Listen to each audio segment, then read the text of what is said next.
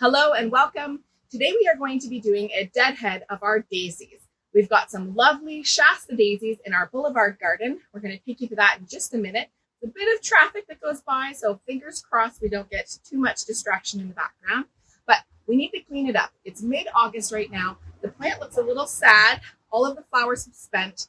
And now we're going to deadhead it. And hopefully this is going to encourage a whole new set of blooms. Once these blooms are done, we'll allow those to go to seed and have some food for the birds over the winter. But right now the plant looks pretty sad, so let's clean it up and have it encourage a whole new set before the end of the season. Let's get right to it now. Thanks so much for watching. So this is the before video. This is right in the front of our boulevard garden. And as you can see, it's looking pretty angry. A lot of the stems have actually fallen over. So I'm hoping that after the deadhead, it'll look a little bit more upright as well after we take the weight off of those stems. They're kind of bent because we've had some storms and some wind. So I think, are going to be very happy after this little haircut. Okay, so what I'm going to do, I'm just going to take my clippers here. We've got some clean clippers that I'm going to use. And then what we're going to do is find along each of the stems here. We're going to see where the flower is that has spent. And then we're going to go right down and try to find where we might see a new bloom starting. And if I don't see a new bloom, then I'm going to cut down and trim it off quite a bit. So we've got only these like big juicy leaves that are going to be bringing in all that energy to the plant, and maybe we'll get some blooms on that as well. So here's an example over here where we see one of the blooms that's starting to form.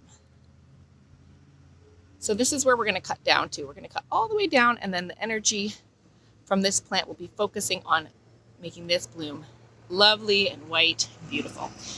So here we go. I'm going to go and take the clippers down here all the way down. We're going to just lop that right off. So this is going to be significantly smaller after I do this deadhead.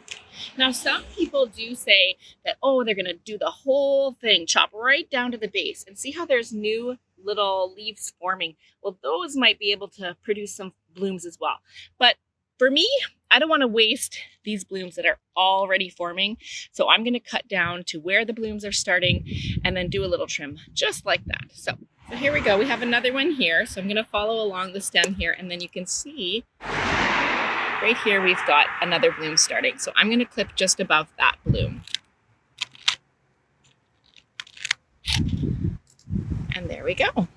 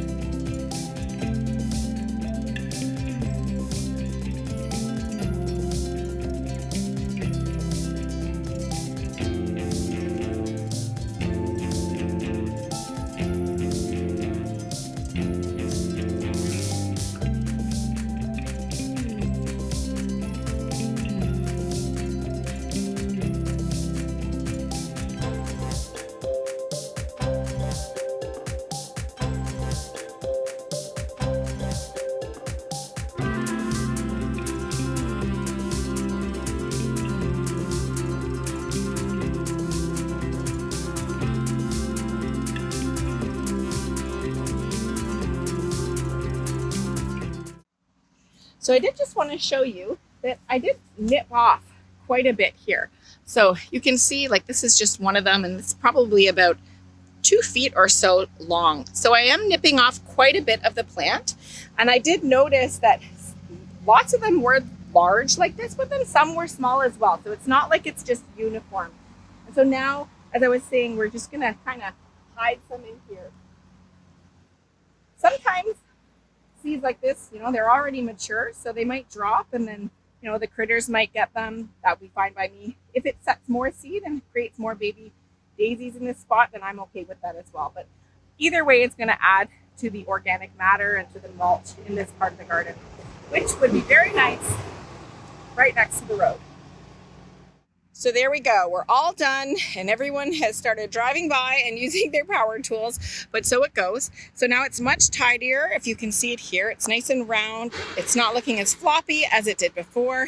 And now we've got lots of new blooms coming. So you can see here, This is the top of the plant now, and there's a little flower bud coming. We've got some over here as well. So fingers crossed, these all bloom nicely, and this encourages the plant to focus its energy on these new blooms as opposed to setting seed. So we are hoping for some lovely, beautiful flowers to look very nice in this front part of our garden before the end of the summer. Thank you so much for watching. I hope you found the video interesting and helpful. If I missed anything, please feel free to leave some comments in the comment section below. We can all learn from each other. And if you like the video, please give me a thumbs up and consider subscribing for more gardening tips just like this. Thanks again and happy gardening.